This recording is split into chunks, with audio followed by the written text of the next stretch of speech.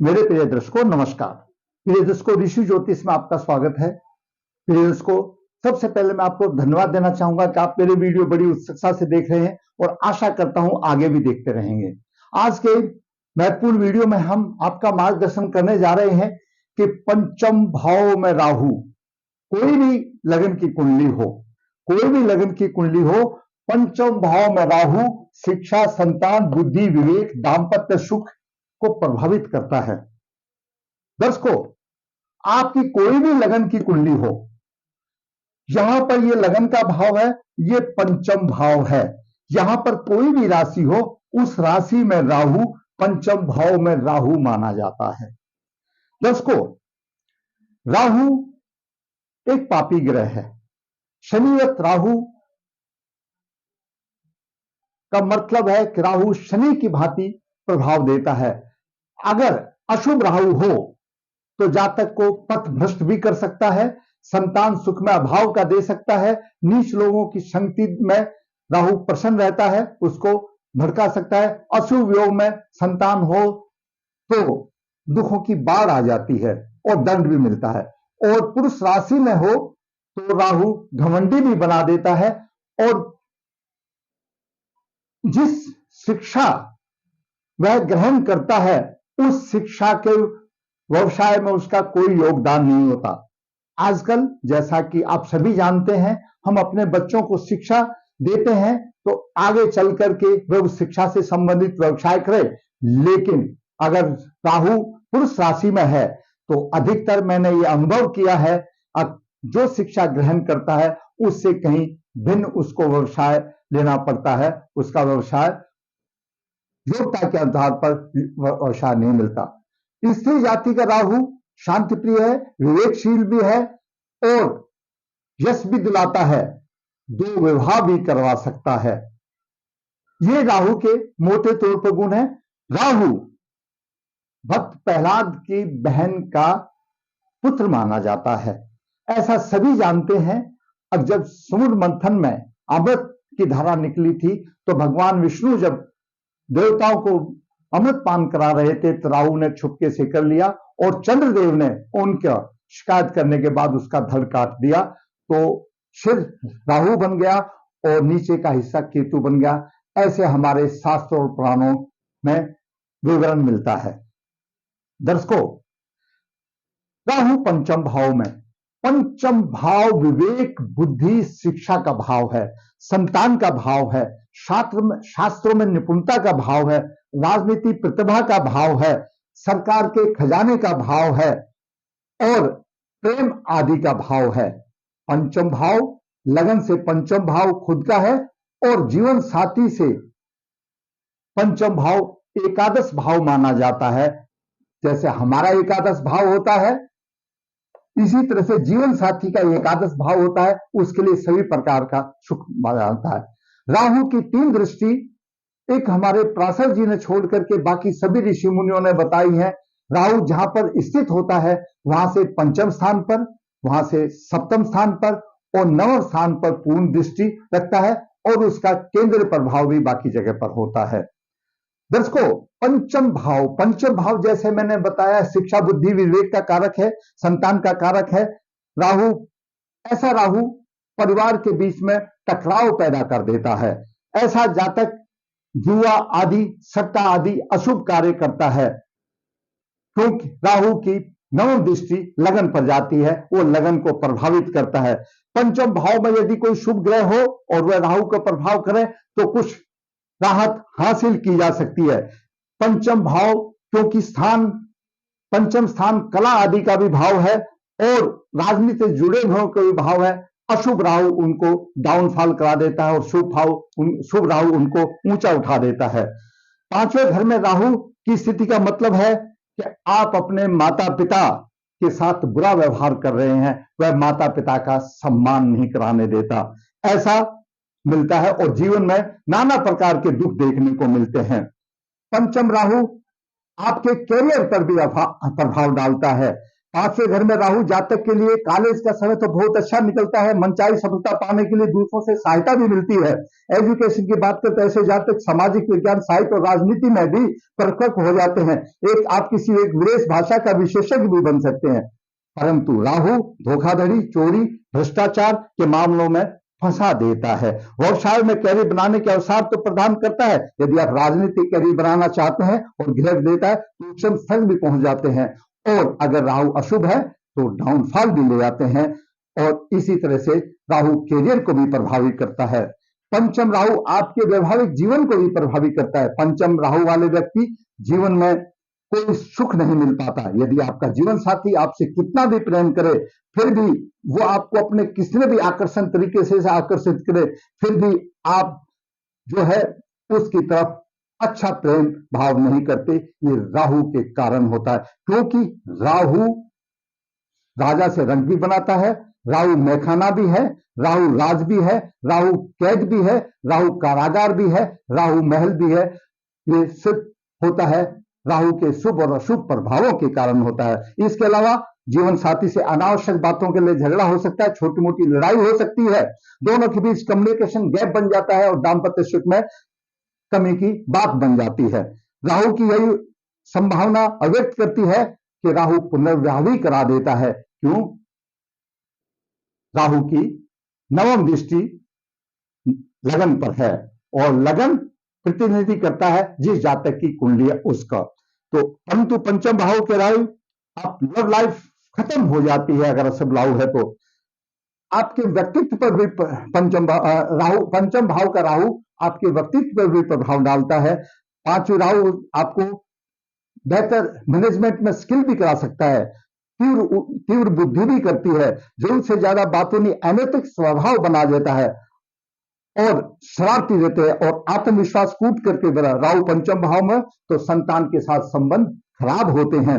घर में केवल राहु ही मौजूद हो, अगर सप्तम भाव में केवल राहु मौजूद हो तो धन के मामलों में जरूरत से ज्यादा उधार भी बना देता है और सभी सीमाओं को पार करने के बाद प्रेरित। हालांकि आप समाज में प्रतिष्ठा भी प्राप्त करते हैं, लेकिन ये सब शुभ राहु के कारण होता है। और अशुभ राहु तो नीचे गिरा देता है और शुभ राहु आपको ऊंचा उठाने में अच्छी मदद करता है।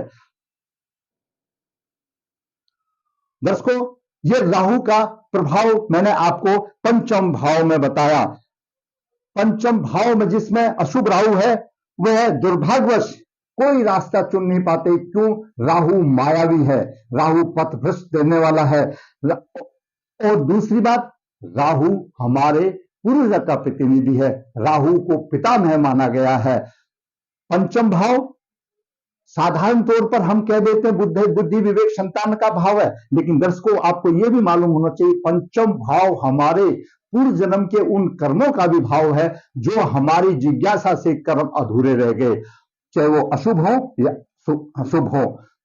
पंचम भाव में राहु होना, अशुभ राहु होना तो हमारे पूर्वजों का प्रकोप वाली बात आ जाती है। तो दर्शकों, ये मैंने आपको पंचम भाव राहु के बारे में बताया। आपकी कुंडली चाहे किसी भी लगन की हो, पंचम भाव में राहु इसी तरह से फल देगा। दर्शकों, मैंने आपको बीच में बताया कि राहु स्त्री जातिक में शांति प्रिय विवेकशील भी होता है, यश भी मिलता है, विवाह भी करा देता है। स्त्री जाति कौन सी होती है? वृषभ राशि, कर्क राशि, कन्या राशि, वृश्चिक राशि, मकर राशि और मीन राशि। इन राशियों में राहु हो तो वह अच्छा यश भी दिलाता है, परंतु विवेकशील भी होता है, परंतु दो विवाह कराने की भी चांस होते हैं और संतान भी अच्छी देता है। वहीं पर अगर पुरुष राशि में राहु है, पुरुष राशि जातियां हैं मेष राशि, मिथुन, सिंह, तुला और धनु और तुम, ये पुरुष जाति राशियां हैं। इनमें राहु आमतौर पर अशुभ फलदायक बनता है और बाकी और ग्रहों की स्थिति के हिसाब से भी है। अगर ग्रह राहु के ऊपर शुभ प्रभाव है तो अच्छा देता है। दसम भाव में राहु हो तो बहुत अच्छा फल देता है। जब दसम भाव का जब वीडियो बनाएंगे तो हम आपको बताएंगे। आज हमने पंचम भाव के राहु के विषय में आपको काफी कुछ बता दिया। अभी विचार करते हैं जातक की कुंडली पर। दर्शकों, जातक का जन्म 25 मई 1986 को कृष्ण पक्ष 5 मंगलवार उत्तराषाढ़ नक्षत्र 3 में हुआ।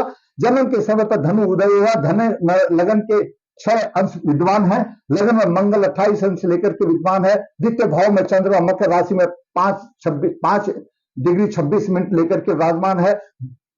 तृतीय भाव में गुरु कुंभ राशि में है और पंचम भाव में राहु मेष राशि में 4 डिग्री लेकर के विराजमान है। छठे भाव में सूर्य 12 डिग्री तो बुध 18 डिग्री विराजमान है। सप्तम भाव में शुक्र 13 डिग्री लेकर विराजमान है, तो वहीं पर एकादश भाव में केतु 4 डिग्री लेकर विराजमान है और द्वादश भाव में वृश्चिक राशि में शनि 12 डिग्री विराजमान। यह ग्रहों की स्थिति रही। जातक को धनुष लगन, जैसा हमने कई बार बताया है, गुरु की राशि है। यह अच्छा शरीर होता है, ये दार्शनिक विचार होते हैं, आस्तिक होते हैं और ऐसे जातक सहज ही दूसरों पर विश्वास कर लेते हैं और बाद में धोखा खाना पड़ते हैं, साहस होते हैं और लोग इनकी सादगी का अनुचित लाभ उठाते हैं।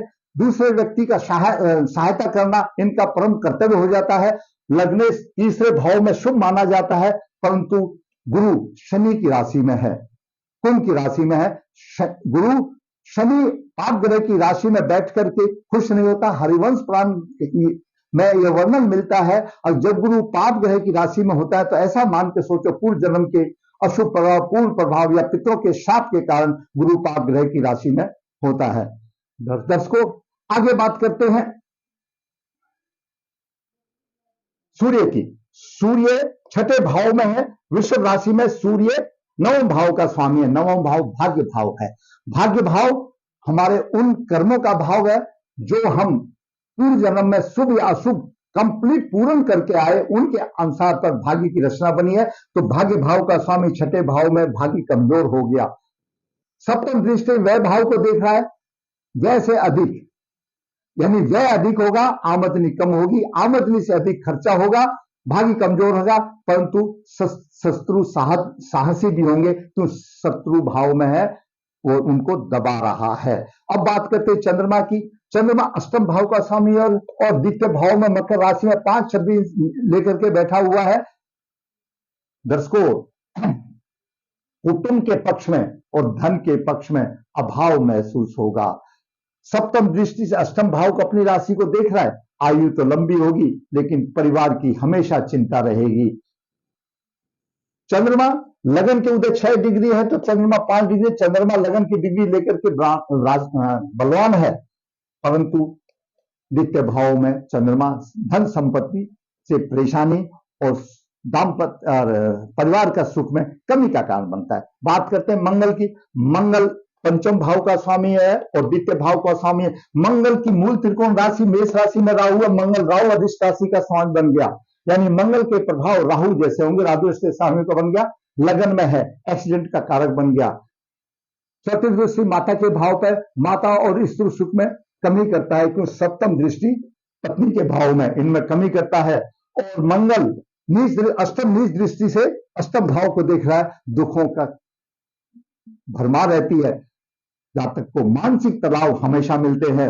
अब बात करते हैं बुध। दर्शकों, बुध सप्तम भाव का स्वामी है और दसम भाव का स्वामी है। सप्तम भाव जीवन साथी का और दसम भाव व्यवसाय में सफलता सम्मान प्राप्ति का भाव है। दसम से दसम सप्तम, इसलिए सप्तम भाव भी रोजगार का भाव माना जाता है। तो सप्तम भाव और दसम भाव का स्वामी बुध अस्त हो गया, तो स्थायी रोजगार कहां, ये तो आप जानते हो। हर जगह ये कहा गया है कि अगर मैं खुद मेहनत करूंगा, प्रयास करूंगा, तो भगवान भी मेरी मदद करेगा। यहां पर सप्तम भाव का स्वामी और दसम भाव का स्वामी अस्त हो गया और दसम भाव को दूसरा ग्रह कोई देखने वाला नहीं जो व्यवसाय में आमदनी दे। व्यवसाय बिल्कुल खत्म हो गया। और राहु पंचम भाव में है, लग्नेश को प्रभावित कर रहा है। निराशाजनक आदमी बन गया, व्यवसाय भी नहीं, निराशाजनक आदमी बन गया, बुद्धि खराब हो गई, बुद्धि भ्रष्ट हो गई। अब बात करते हैं गुरु की। गुरु लग्नेश है, तीर्थ भाव में पाप ग्रह की राशि में है। पंचम दृष्टि से सप्तम भाव को देख रहा है। यहां पर फर्क देखो दर्शकों, लगन के अंश से 6 डिग्री, गुरु के अंश से 25 डिग्री, 19 डिग्री का फर्क है।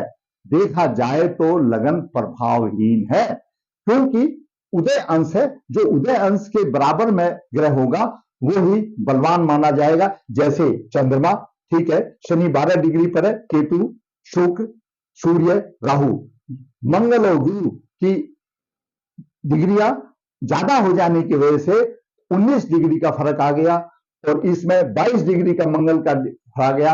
वृद्ध अवस्था में हो गए, मृत अवस्था में हो गए, प्रभावहीन हो जाते हैं।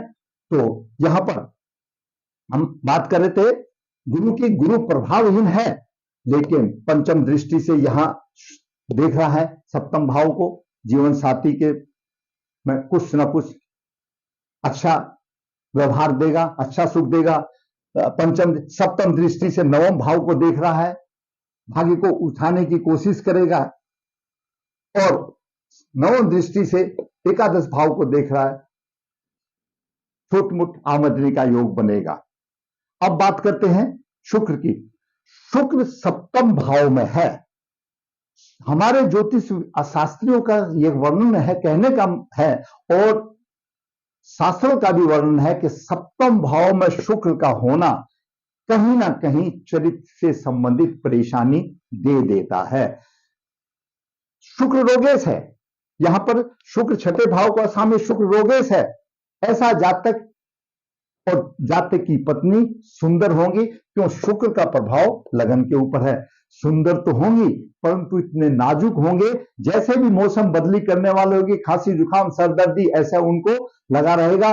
रोगेश आद्रा नक्षत्र में है, आद्रा नक्षत्र पीड़ित है, क्यों? जहां पर भी रोगेश देने वाला होगा आद्रा नक्षत्र में है, तो आद्रा नक्षत्र पीड़ित है। नजला, खांसी जुकाम, कब्ज, सिर में चक्कर, नेत्र आदि ये होते रहेंगे। ऐसे उपाय के लिए जातक को शिव जी की उपासना सोमवार को करनी चाहिए। शुक्र की सप्तम दृष्टि लगन पर है और मूल नक्षत्र को दूषित कर रहा है। कमर का दर्द, बीपी, गठिया पैर, पेट में गसिया आदि की व्यवसाय देगा, क्यों? शुक्र रोगेश है। छठे भाव का स्वामी सप्तम भाव में, शुक्र अपना प्रभाव तो देगा। जीवन साथी सुंदर होगा और जातक स्वयं भी सुंदर होगा, लेकिन जहां बात आ गई छठे भाव का स्वामी है तो रोग को देगा, उनके लिए उपाय करने पड़ेंगे। अब बात करते हैं शनि की। शनि द्वितीय और तृतीय भाव का स्वामी है और द्वादश भाव में है। शनि द्वादश भाव में, द्वादश भाव खर्च का भाव है। दर्शकों देखो यहां पर क्या विडंबना है। शनि द्वितीय भाव यानी खर्चे भाव का स्वामी शनि यहां पर बैठा हुआ है, धन भाव का स्वामी है। कंजूसी से खर्च करेगा, लेकिन पूरा खर्च करेगा कुछ नहीं मिलेगा, सारा का क्यों? शनि की तीसरी दृष्टि भी धन भाव पर है, धन भाव से लेगा और खर्च कर देगा। ऐसी स्थिति आएगी, अब उसको पैसे के लाले पड़ जाएंगे, आमदनी से अधिक खर्चा होगा, सहवास सुख में कमी आएगी, क्यों? शत्रु की राशि में। और धन धीरे धीरे, जो कमाया हुआ धन है वो धीरे धीरे नष्ट हो जाता है, कुटुंब का सुख नहीं मिलता, हीन भावना का शिकार होता है। परंतु जातक फिर भी हिम्मत नहीं हारता, हिम्मत नहीं हारता, कुछ भी होने दो, अपना शौक सकत से जीने की कोशिश करता है। जो आया है सो बोलता चला जाएगा, कोई परवाह नहीं, मैंने नहीं, जो कमाया तो चला जाएगा, एक कोड़ी पास मिलते की धन की हानि हो जाएगी। अब बात करते हैं केतु की। केतु एकादश भाव में, केतु आमदनी में विशेष सफलता देने की कोशिश तो करेगा, मुसीबतों में विजय भी प्राप्त कराएगा और पराक्रमी देगा। शिक्षा संतान में दिक्कत आएगी। और नवम दृष्टि से केतु शुक्र को देख रहा है, 9 डिग्री का फर्क है, थोड़ा बहुत प्रभावित कर सकता है, दाम्पत्य जीवन में सुख की कमी आने की बात बताएगी।